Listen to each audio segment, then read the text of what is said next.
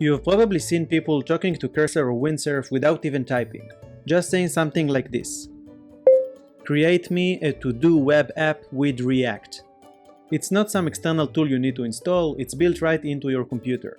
If you are using Mac, you need to enter the keyboard settings. Inside the keyboard settings, you have something called dictation.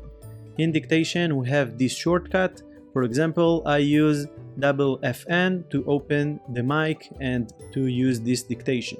After you configure it with your shortcut, you can go to any text input you have. For example, this file, add me a sentence.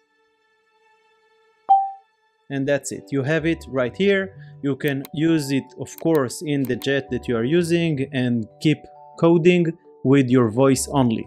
If you're using Windows, the default shortcut is Ctrl-H. If you are facing any issue with that, you need to go to the speech settings as well.